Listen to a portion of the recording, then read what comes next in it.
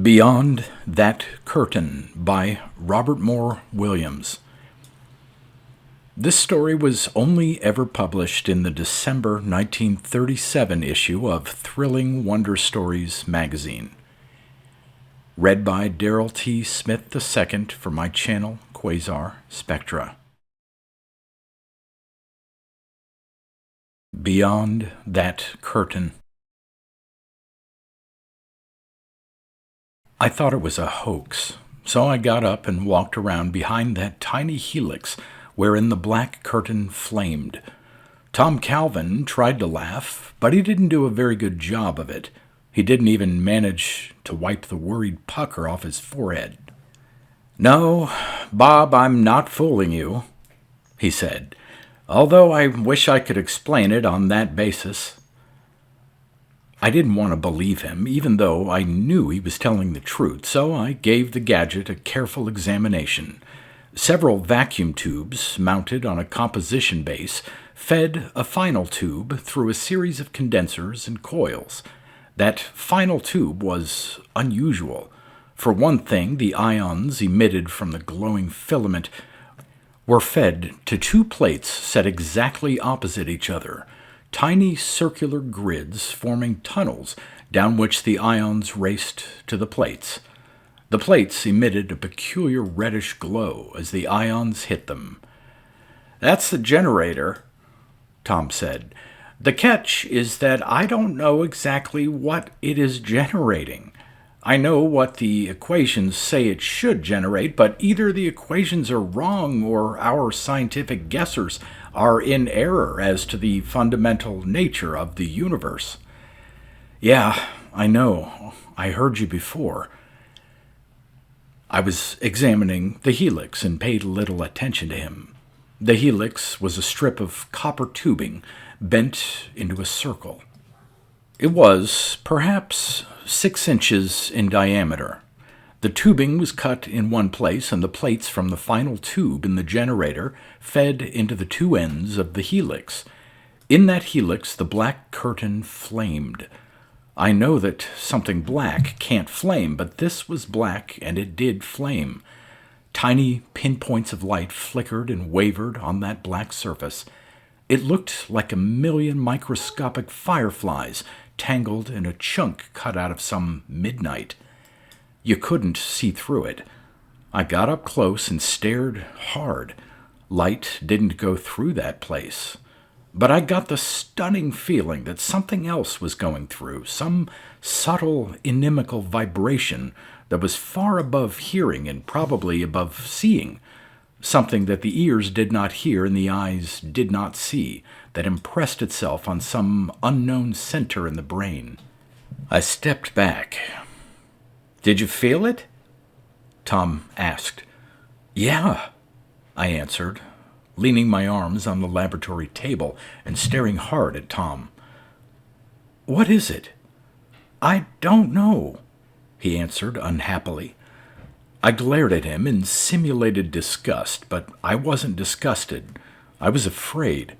Tom Calvin had one of the keenest brains that old Mother Earth had seen in many a day, and when he said he didn't know the answers, there wasn't much chance of anybody else knowing them.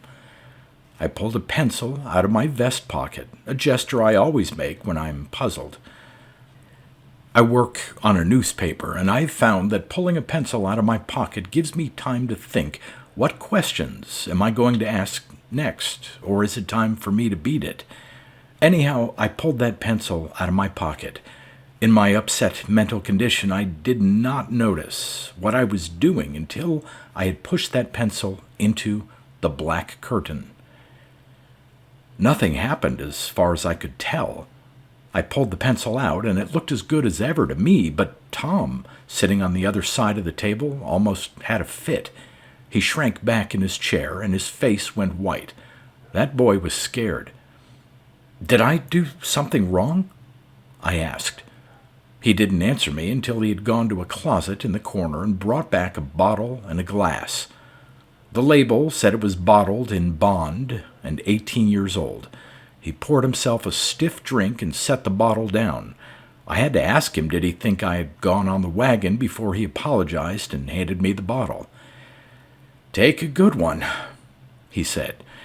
"Then I want you to stick that pencil into that vibration field again. Stick it in several inches."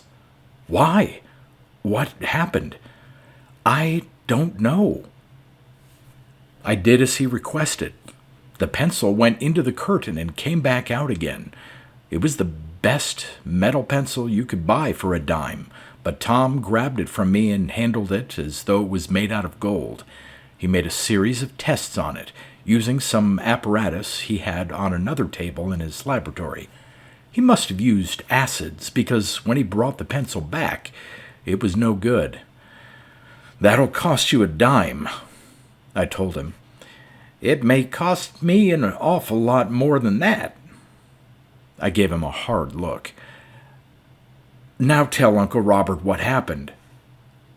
But he didn't talk. Instead, he took another pencil out of my pocket and, standing with his face directly over the helix, thrust the pencil into the curtain.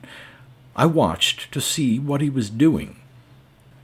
On one side, the pencil was going into the curtain, but on the other side, nothing was coming out. It was my turn to have a fit.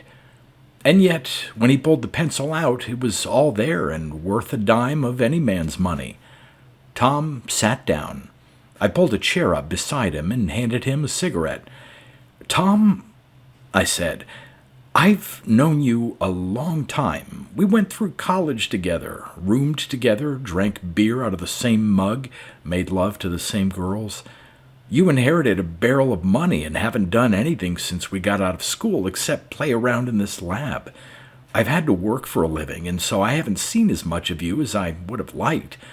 But Tom Calvin, if you called me out here tonight just to make a fool out of me with some optical illusion, I'm going to paste you one smack in the snoot. Otherwise, for the sake of old times, tell me what you've got here." He twisted in his chair and continued fiddling with that pencil. He would screw up his eyes and look at it, and then he would pucker up his forehead and stare at that helix. Then he would look at his generator and frown. He shook his head. "I wish I knew. You're probably familiar with recent developments in the field of physics and know that the mathematicians are getting away from the mechanistic interpretation of the universe that prevailed during the last century. Einstein started it. You've probably heard of the finite but unlimited universe, the warping of space in the presence of mass, the space-time relationship. But have you heard of Ouspensky?" I nodded. To work on a newspaper, you have to know something about everything. That's what they teach in college, anyhow. "Yes," I answered. "He's a Russian who took Einstein's formulae and went on from there, expanding his generalizations to a conclusion that shocked half the scientific world. Then he proceeded to prove what the scientists claimed by branching off into metaphysics. Didn't he go nuts or something?" He was still frowning and still staring at the helix. "I don't know whether he went insane. That's what most people would prefer to believe. You almost have to believe that if you want to stay sane yourself. I managed to secure an original manuscript of his, something that was never published. I had the thing smuggled out of Russia, and it cost me a small fortune. I learned the Russian language in order to read it. That wasn't as hard as it sounds, for the work was short and consisted almost entirely of equations with which I already was familiar. I took Ouspensky's equations and developed them. I learned them so well I could say them forward or backward or start anywhere and go in any direction. Then I started to play with them, shift a factor here and another there, and study the result." He scowled at the helix as though he would like to bite it. "Those equations represented the fundamental picture of the universe. They expressed, perhaps as accurately as it is possible to express, all that has been and that ever will be. the swirl of gas in the mighty nebulae lost in space and lost in time, the flight of the planets around the mother sun, the restless ebb and flow of the hot high tides when the earth was young, the endless dance of the atoms around their nucleus, the throb of life within the heart of protoplasm. Now, wait a minute, I interrupted. Don't go off the deep end on me, and above all, don't try to tell me that the same equation that would picture the spiral nebulae would also explain what was happening in the fundamental basis of life, protoplasm. I said it, didn't I? He replied heatedly. Yeah, but people say lots of things and don't know what they're talking about. However, go on. If I hadn't seen that pencil vanish and hadn't felt the vibration coming out of that helix, I'd have called you a liar long before. But go on. I studied those equations, shifting a factor here and a factor there. He hesitated, and I wondered if he was talking to me or to someone else. It makes you feel like God. I shift a factor, and in your imagination there is a new heaven and a new earth. I dropped my cigarette. I'm only 27 years old, but during 7 of those years I have worked on a metropolitan daily and have talked to more than a few people. I've covered the night court and seen tough lineups. I've interviewed a president several times and have talked to multimillionaire bankers. I've watched 2 criminals walk the last mile. It's all in the day's work. I dropped my cigarette. When somebody starts wondering about feeling like God, I start wondering about the booby hatch. But Tom Calvin looked sane. I watched him closely out of the corner of my eyes. That same frown was on his forehead, and he was still staring straight at that damned helix. Of course, he went on, the universe is nothing but a mass of interwoven vibrations. Matter, energy, all that exists, rightly understood, exists as a frequency and may be interpreted by the science of wave mechanics. Out of my development of Ouspensky's equations, I built a generator to demonstrate my theory. Theoretically, that generator should develop a frequency somewhat similar to cosmic rays. It should enable me to do something to the atom. He paused. But something is wrong somewhere. Yeah, I said. I gathered that. And then I did it again. My purpose was good, but my aim was poor. I intended to flip my cigarette butt over the table and into a sink against the opposite wall, but my flipper wasn't working right, and the butt hit that black curtain dead in the center. It rang the bell. The cigarette vanished. I wish I could adequately describe what happened. I earn my living by using words, and I thought I knew most of them and how they should be used, but when I try to describe that sound, I find I don't know anything. Maybe the words to describe it have never been coined. A deep note, pure and sweet and clear, flooded the room. It sounded as if a mellow temple gong were ringing. A gong that was ages old, a gong that unnumbered years had purged of all defilement, only it didn't sound like that. Not quite. It sounded like a thin, high note from a Stradivarius violin built against the background of a hushed symphony orchestra, only it didn't sound like that. It throbbed like woodwinds, pulsing soft, sweet, and low, only no woodwind that ever man-made sounded quite like that. Somewhere in it was the sobbing, rhythmic rumble of savage drums beating a reverberating tattoo in the jungle night under the hot tropic stars. Maybe it did sound like that. I don't know. I never heard savage drums, but in that note was something that made me think I had. It sounded like a rumble of thunder during a spring rain, like the soft whispering of winds around lonely mountain tops, like the swish, swish swish of waves along a sandy beach. It died in a sobbing whisper. I don't know what the hell it sounded like. Tom was sitting in his chair, that pasty white look on his face again, so I knew that he had heard it too. I was glad he had. He saved me from thinking I had gone nuts. "Bob," he whispered, "did you hear that?" I took a deep breath. I sure did. What was it? He gave me a look of hurt surprise. "I've been telling you, I didn't know." "But man," I protested, "you ought to know. You invented it. I evolved the equations and built the generator, but I didn't anticipate that black curtain, and I don't know a thing about it. I haven't the faintest conception of its nature. It looks like the hole I've often wanted to find. You know, the hole you crawl into and pull in after you. It doesn't look like a hole," he murmured, turning the idea over in his mind. "There's a hole in Cygnus, a black spot that has puzzled astronomers for many years."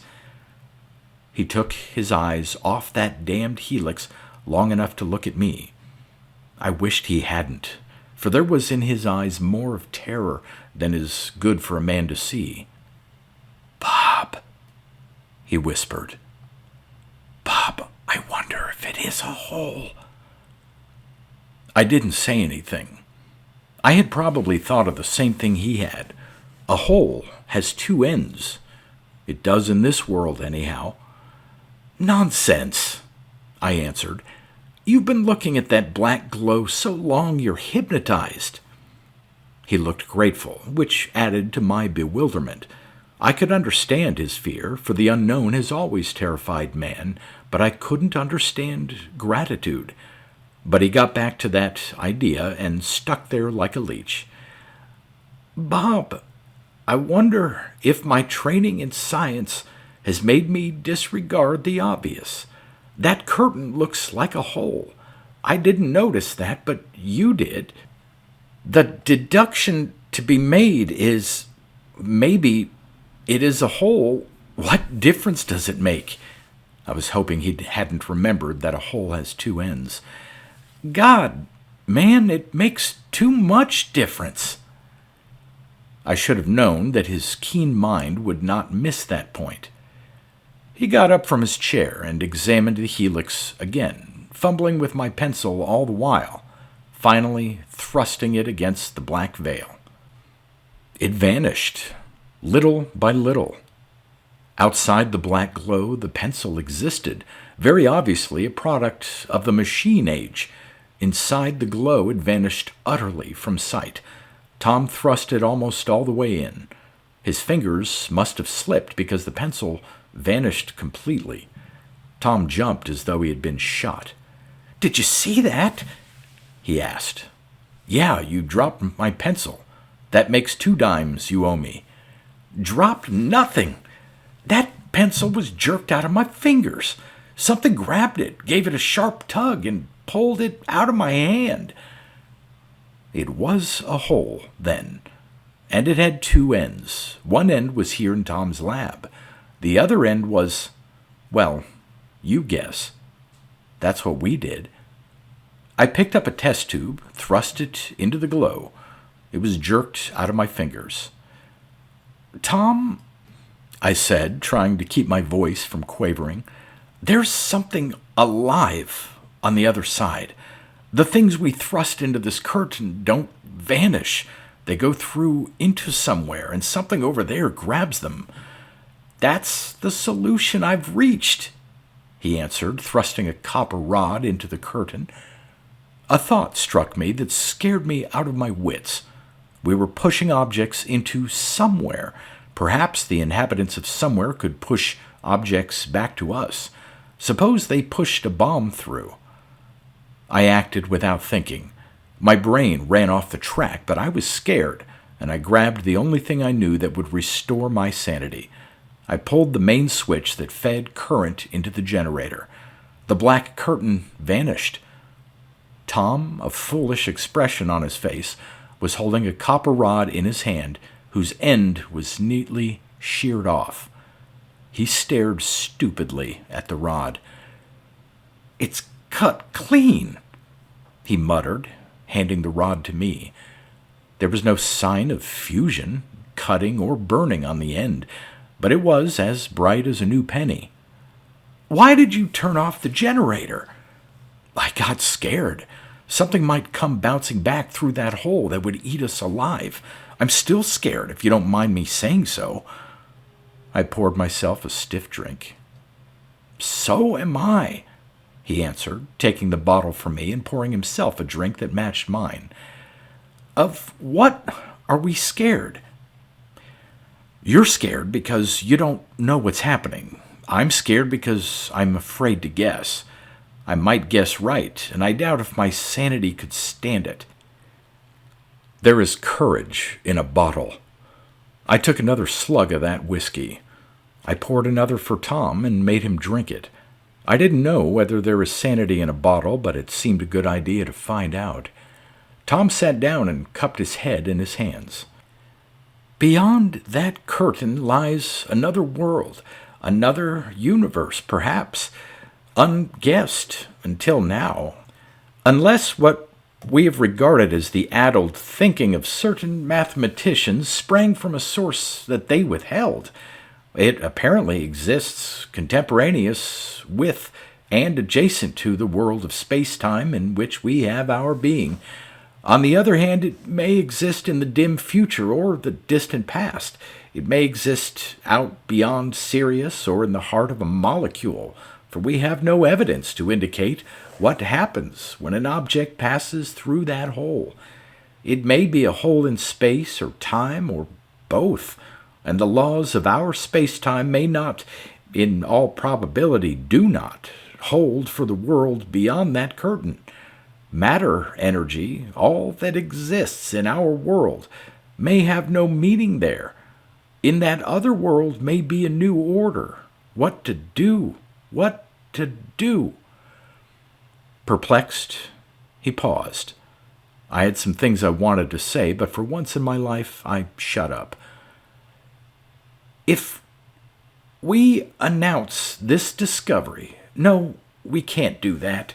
Civilization is not yet able to digest what may be behind the veil.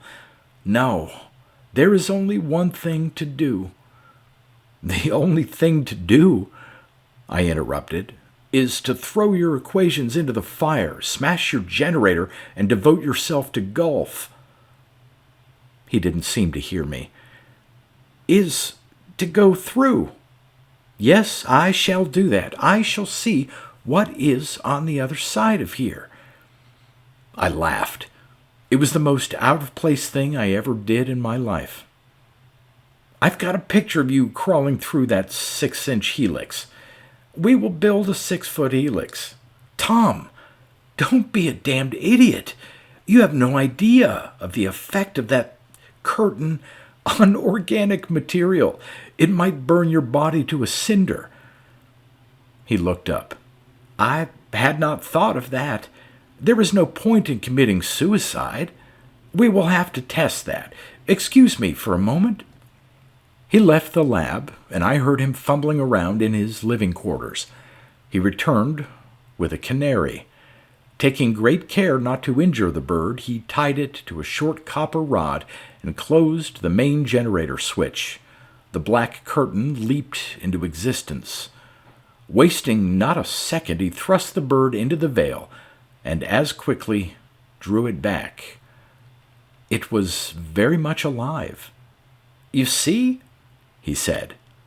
I nodded. "We will build a 6-foot helix. Maybe you will, but not me. I have to earn a living. How much do you earn?" I told him. "I'll double it." We had an argument, a hell of an argument. Eventually, he won. I agreed to help him. I didn't sleep well that night. An echo of the sound that had come from beyond the veil kept ringing and ringing in my brain. Somehow it sounded like a dirge. That should have told me what was to happen, but a man can't think of everything, and besides, I didn't know any higher math. Even if I had guessed the answer, I would have thought it was the whiskey. I moved in with Tom the next day. He was an orphan with no nearer relatives than a second cousin, and he lived alone with the exception of a housekeeper who minded her own business. We went to work. The price Tom paid for some of the pieces of equipment made me weep, but he laid on the line without a whimper. When the specially made tubes arrived, I screamed in anguish at the bill. It seemed a mortal sin to spend so much money for a little tungsten and nickel enclosed in a vacuum. We built the generator and the helix, turned on the juice, and there the veil was, again, as black and as inimical as ever, and 6 feet tall. I wanted to wait, but Tom was impatient. He wouldn't even let me sling a dog through it, or a cat, not even when I told him that the greatest desire of my childhood was to see the Cheshire cat that vanished in such a remarkable fashion, the grin going fast. If I remember my Alice in Wonderland, I wasn't trying to be funny. I was whistling in the dark. He dressed himself in heavy clothes, took a little water and food, fastened his oxygen mask under his chin, and stepped into nothingness. That laboratory was suddenly as lonely as an island in mid-ocean. When Tom had vanished, I realized what a predicament I was in. I didn't even know how to repair the generator if anything went wrong. I didn't know how the apparatus functioned. I didn't know anything. He took all the knowledge with him. I had asked plenty of questions while we were assembling the parts, and he had answered as patiently as could have been expected, but most of the things he told me went over my head. If driven to desperation, I could pursue, through the quadratic jungle, the wily X to his elusive lair. But calculus was only a word to me, and Tom had talked most of the time about things that started where calculus left off. In building the generator, my job had been to fetch and carry the strong back and the weak mind. Tom didn't know whether he would be gone a minute, an hour, or an eternity. The answer to that wasn't in any of the equations he knew. He didn't know that he would ever come back. The canary had come back alive, but it had been tied to a rod that was connected with this side of the veil, and Tom wasn't tied to anything. My job was to sit and watch, and maybe pray. I compromised on profanity and an extra heavy snort out of Tom's bottle. The second hand of my watch took an hour to get around the dial the first time. It took a day to make the second revolution, and thereafter its progress was measured in years. Then that temple gong rang again. I wish I could describe that sound. Did you ever hear the mournful tolling of deep-throated bells sobbing and mourning in the dead of night? Did you ever hear the boom of a tall hall clock striking the hours from 1 until 5? Or a gaunt hound baying at the gibbous moon? Or a great owl hooting in the deep north woods? In that sobbing note was something that reminded me of all these. It whimpered and it mourned, it wailed and it cried. It pleaded, it cajoled, it threatened, then it begged.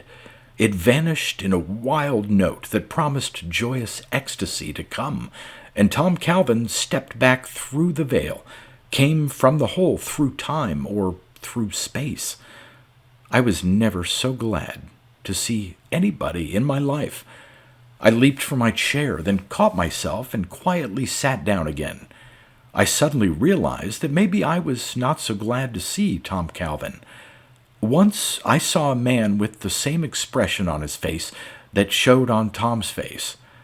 That man was sitting on the floor in a nut house, carefully putting one small building block on top of another block. Physically, Tom looked all right, but I had a hunch that everything was not all right. He pulled off his oxygen mask, and in his eyes there was a flicker that looked like the tail end of a departing ghost. He held out his right hand, which had been clenched, and opened it. "This is Thoth," he said. In Tom's hand lay a jewel. It was as big as an egg. It glittered with flickering lights from 1,000 facets. I didn't say anything. I didn't know anything to say. He walked over and collapsed in the chair beside me. "I could do with a drink," he muttered. I spilled the whiskey. He downed the drink I poured him, and the one I took almost gave me enough courage to ask him some questions when something happened that made me change my mind. Tom started talking to that jewel.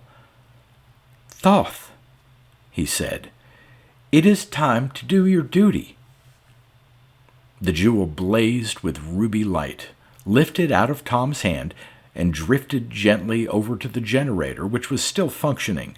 It floated over and around the apparatus and seemed to be studying it, with an eye to having one made like it.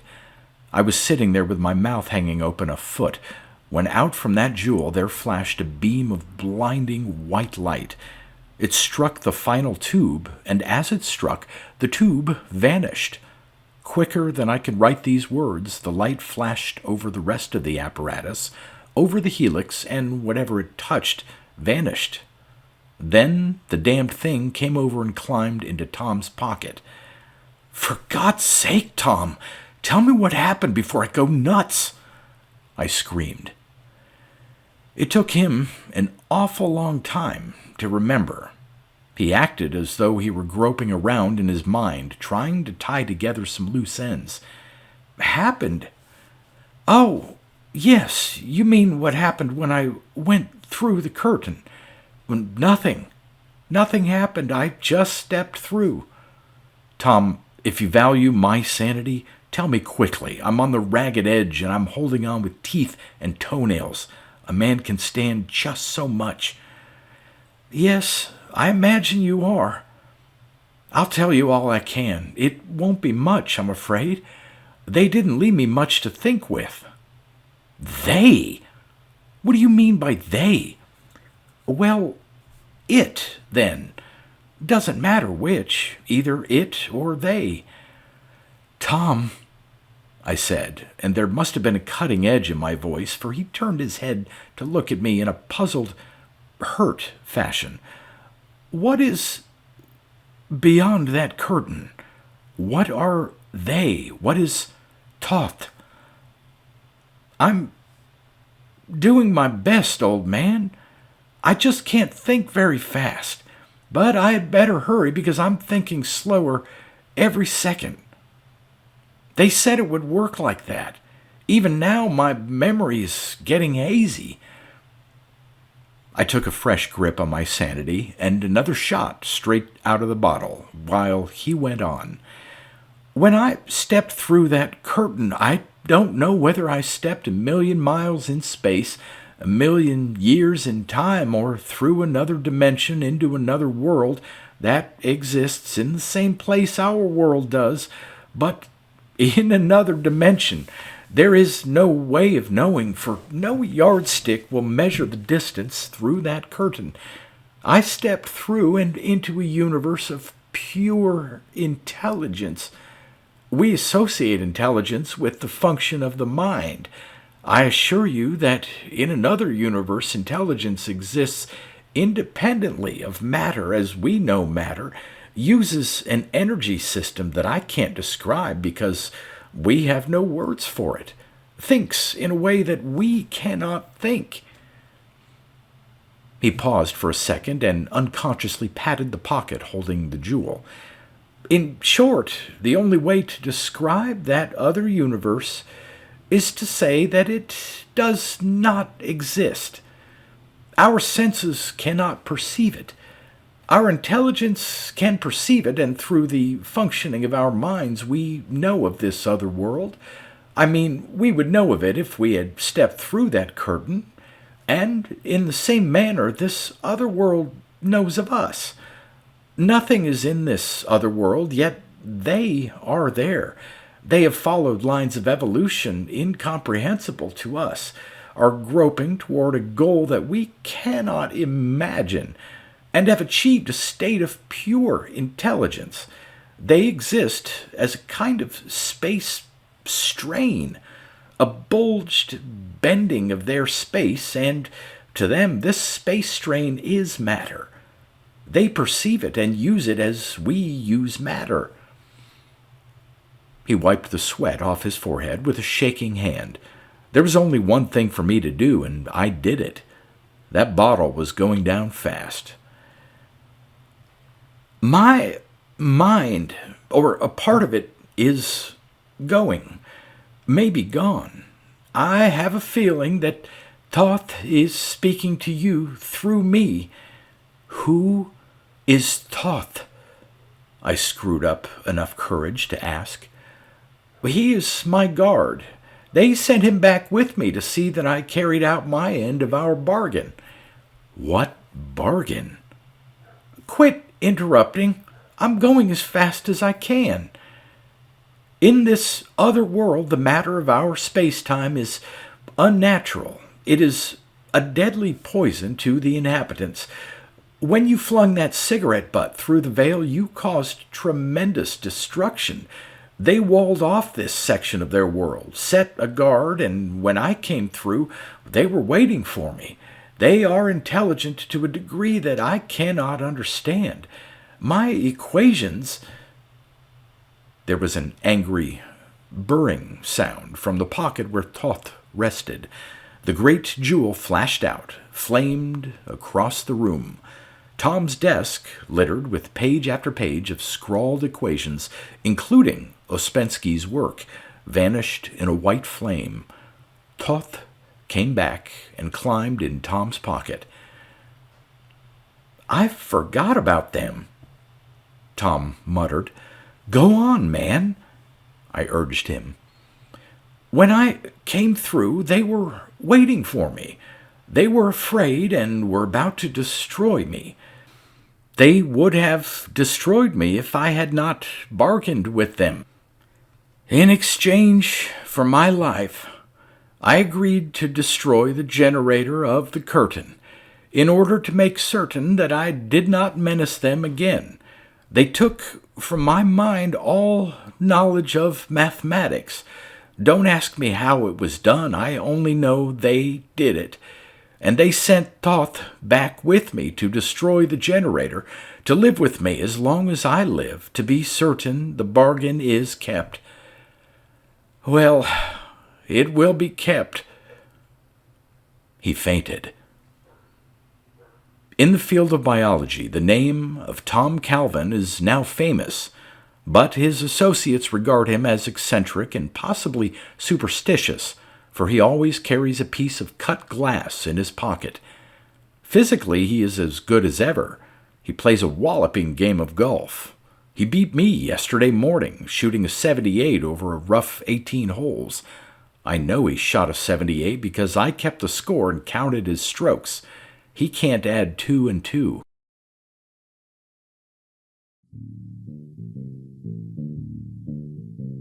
You've been listening to pre-1990s speculative fiction readings with a highlight on science fiction by Darrell T. Smith II. Please consider clicking the donation link in the description box. Thank you so much for your time and your imagination.